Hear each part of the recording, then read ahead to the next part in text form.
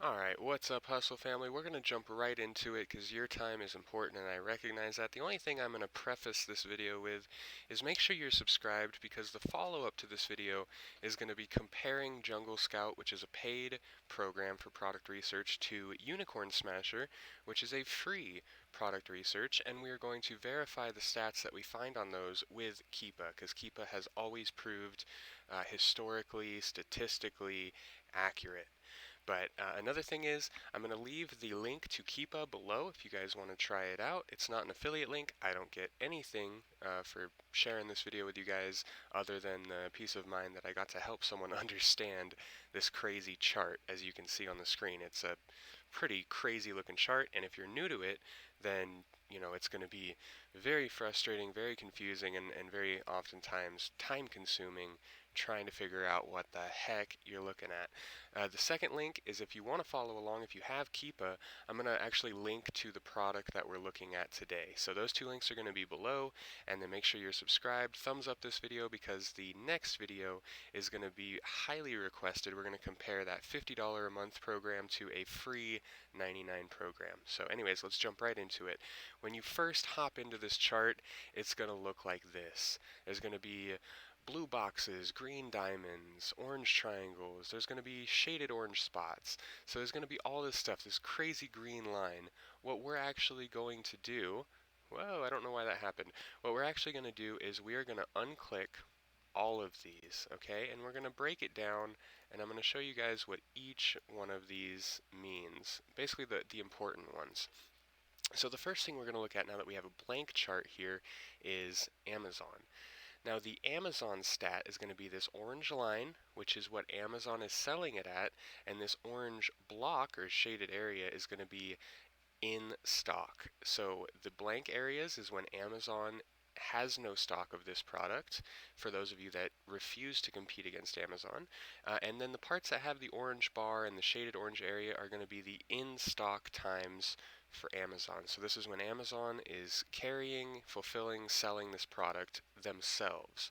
This is not FBA sellers, this is literally Amazon as a company selling this product. So if you choose a product where you don't want to compete with Amazon, this will let you know if you will be competing with Amazon. And it looks like on average they have, if you average it all out, they'll have 2 months in stock, and then about a month or about 2 to 3 weeks where they're not going to be in stock. So that's what that orange bar is, okay?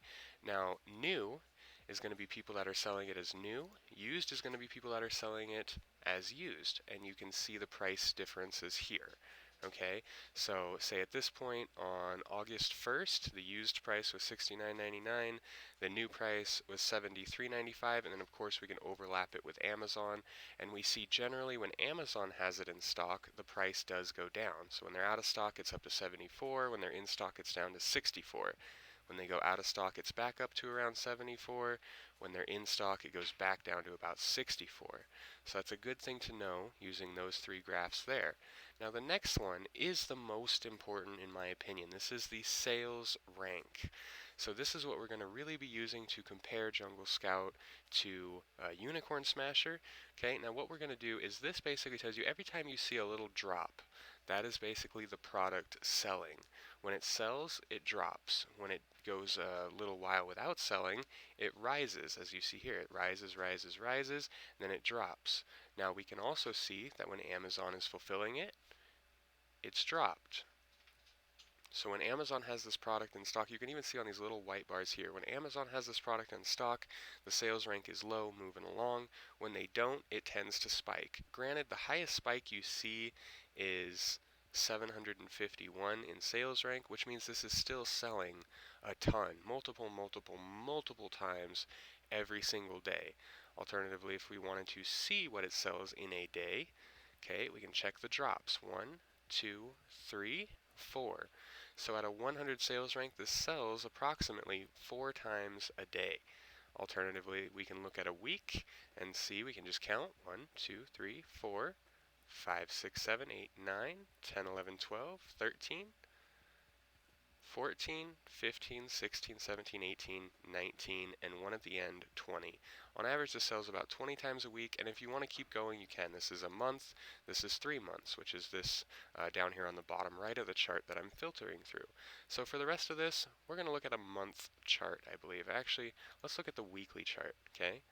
So we're going to take these off. List price is not something you ever really need to worry about. That's just basically what it's listed at, the latest listed price. So I never use that. Collectible is going to be like new and used. If you have one that's collectible, say it's signed by someone, signed by a favorite gamer, this is going to be the price for collectible. I do see sometimes people do the collectible route because while it is used collectible most of the time, that collectible price is going to fetch a little bit more than used. Okay, now we're going to go to new third-party FBM and new third-party FBA. And this is what these symbols are, and you can see they are color-coded blue and orange.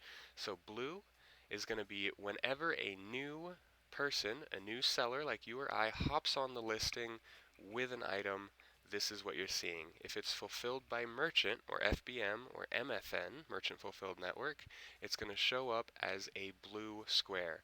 Now I would unless I have just one of this product, I'm most likely going to fulfill it FBA, which is going to be these orange right here, which you see will consistently fetch a higher price than FBM.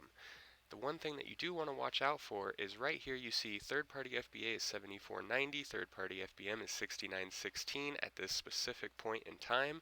You would actually make more fulfilling this FBM most likely because the FBA fees are going to be much, much, much higher than the FBM fees that you're going to see. So this really helps you discern if you want to sell at FBM or FBA right as a first impression there. Okay, so orange triangles, that means an FBA seller has began fulfilling that item. Blue square means that an orange triangle, sorry, means an FBA, and the blue square means a new FBM seller. So that lets you know who's competing and where. Now the buy box price is going to be this price that you see right here. The buy box, whenever someone says buy box, it is showing you the price that is right up front when someone clicks on the page. And most of the time, that's going to fluctuate with the new price. As you see, new and buy box are filtering right there. Now the other thing we want to check is who owns the buy box.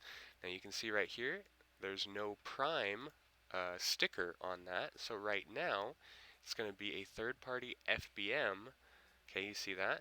It's going to be a new party FBM that holds that price. Now we can get into who wins the buy box because you can see there's FBM at 69, there's buy box at 64. Now that can actually flip-flop depending on a few things like where you're located, what your price is, what your stats are, things like that. Mainly what fulfillment center is fulfilling this item and how close are you in proximity to that, as in how fast can that item get to you. In the case of FBM, it is how close is that seller to you and how fast can they get it to you, because Amazon is based on customer service, as we know, and the biggest thing in customer service right now is how fast can you get your item. Now the next thing we're going to look at is the used. Okay, now of course you can see this in your Seller Central app. If you go through and actually filter individually through the listings, you don't need Keepa to do anything on here except the sales rank. The one thing I pay for on Keepa is this sales rank. Everything else we can see inside the Seller Central app.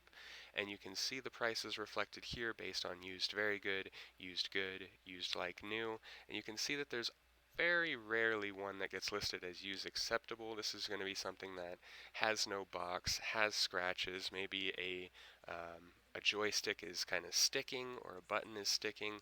This is going to be used acceptable, and a lot of people snipe these used acceptables to bring them in, refurbish them, and mark them up, you know, $30 to $40. Okay, so that's going to be those. And then of course you can come down in here, and I've actually never used these, but you can see the prices on eBay, which let's check right now. It says eBay new is $63.99. We can see that's accurate because we have our guy right here, $63.99, and that right there is going to be price scout comparison for all of you that are wondering. It's a great tool for online arbitrage because a lot of the time you can click on an Amazon listing, say that listing's 50 bucks, this will pop it up, say hey it's $10, $12 on eBay, and there you go. You go right to it and say there was a profit to be made. You can click that right there, you can buy it, and then you can just simply relist it on Amazon. So that's another great way to source products. And the last one is trade-in. Okay, this is going to be the buyback program that is offered. If you just send your item in as a buyback, you can get that $14.48. Now these down here are going to show you the general broader market. So if we scroll all the way down, okay, and this basically pulls information from here. We're going to see its best sellers rank, but we're going to see it in video games and in this specific category, Xbox One gamepads and standard controllers. This is going to take both of those categories and stick them onto a graph for you. Have I ever really used it? No, because everything you need to know is in this sales rank up here, okay? But that is just what it is down there, and I have never, ever used this very bottom one. But you can basically check, okay, how many are in stock. Okay, this is going to show you what's in stock. And Keepa also has this amazing thing. Let's see if it'll pull it up. If you click on the other listings down here, Keepa does this great thing that'll show you how many in stock does this seller have. You can see this guy has 175 of them. So if you were trying to get into a price point that is higher, say you see 69, well I don't want to compete with 69, I see they only have one in stock, so that means I can safely list at $73.95, literally wait an hour or two, and that 69 price point is going to be gone, and the new price point is going to be whatever is lower than this, which would then be you at $73.95, but Keepa lets you know that, so that's another really amazing feature of Keepa, especially booksellers. I've seen books that'll have a $10 price here, a $14 price here, an $18 price here, and then it'll jump all the way up to $27.99. Now, if you have a $2 cost, that $10 price, you're just going to pass on that book instantly. You're not even going to take a second look. $2 to $10 after FBA fees, it's not going to be worth it. But with Keepa, if you saw that this guy, and this guy only have one in stock, and on the chart it shows it sells 3 or 4 times a week, you know that if you compete with the $27.95 price in the 4th spot, these top 3 are going to be gone within a week, and that price point is going to be all left up to you. So Keepa is an amazing tool. Generally when I go in, I look at new, Amazon, used, and sales rank. That's it. Well, actually I do have FBA and FBM. So these are the, let's see, 4, 5, 6 stats that I use all the time on a Keepa chart. Usually these guys are off, these guys are off, and that's all I'm running. Because all I really want to know is how often does it sell, how many people are on the listing, and how big is the price deviation from used and new. So, wanted to do a quick video for you. If you have any questions on Keepa, leave them in the comments below. Even if you have anything off topic that you want to ask or you want to talk about, you can either leave a comment below or you can message me directly at hustle_millennial on Instagram, and I try and get to all those messages as quick as I can, but I am super busy most of the time.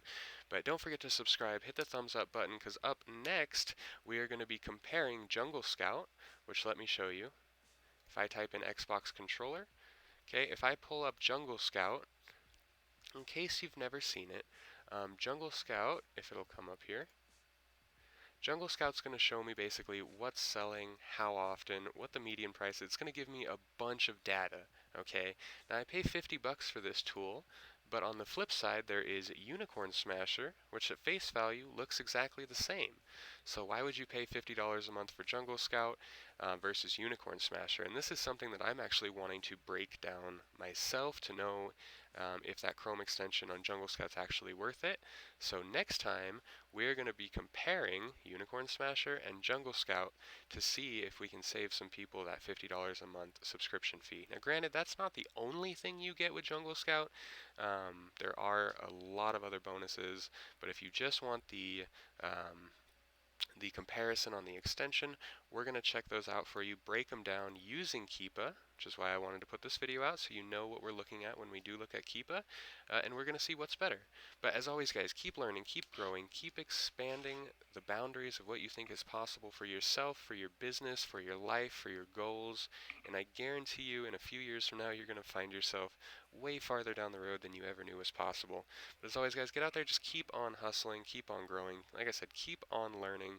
Pursuit of knowledge is almost more important than the pursuit of happiness, in my opinion, because that pursuit of knowledge is eventually going to lead to obtaining happiness. So get out there, guys, and don't ever stop. Have a good day, and I will catch you on the next one.